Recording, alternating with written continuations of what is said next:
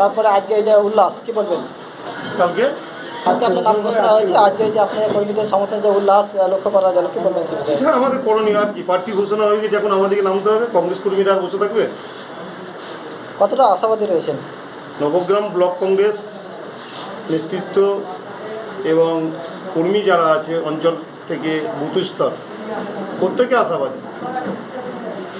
কার সঙ্গে টক্কর দেবেন? কোন রাজনৈতিক দলের সঙ্গে টক্কর হতে চলেছে আপনাদের বলে মনে হচ্ছে? আমরা রাজনৈতিক ময়দানে লড়তে এসেছি, টক্কর দিয়ে কোনো ব্যাপার নেই। মানুষ যাকে ভালো বুঝবে তাকে সমর্থন করবে। কোন কোন বিষয়ে আপনারা জোর দিচ্ছেন এই প্রচারে? এই বাংলার সরকার, বাংলার মুখ্যমন্ত্রী মমতা ব্যানার্জি, তার নির্দেশে এই সারা পশ্চিমবঙ্গ জুড়ে কী চলছে এটা বাংলার মানুষ ভালোভাবে জানে। তাই আমরা মুর্শিদাবাদ জেলাবাসী এবং আমাদের নেতা অধীর রঞ্জন চৌধুরী মহাশয়ের যে দায়িত্ব এবং যে ভরসা করে আমাকে এই নবগ্রামে পাঠিয়েছে, সর্বস্তরের নেতা কর্মীদিকে, মীর বাদাম আলী আছে, গুড্ডুদা আছে, প্রধান উপপ্রধান পঞ্চায়েত স্তরের সমস্ত নেতৃত্বকে নিয়ে যদি মানুষ আমাদের পক্ষে রায় দেয়, আমাদেরকে সমর্থন করে, ভালোবাসা দোয়া আশীর্বাদ যদি দেয়, সর্বপ্রথম কাজ হচ্ছে মানুষের প্রাপ্য অধিকার তাদেরকে পাইয়ে দেওয়া।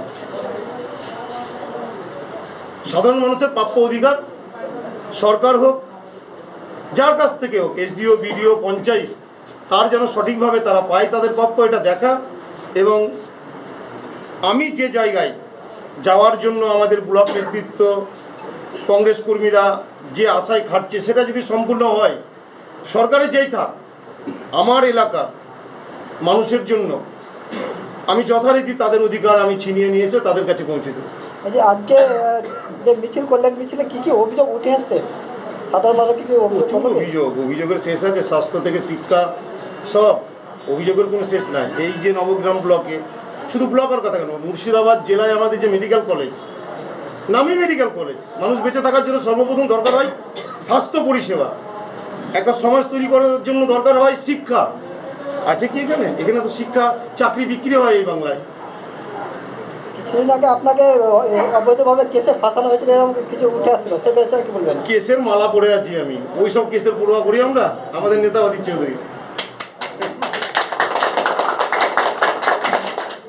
কত শতাংশ আশা করছেন আপনার? আশাবাদী বললাম যে আগে, মানুষ যাকে ভালো বুঝবে, মানুষ যাকে সমর্থন করে, জিতবে একজন।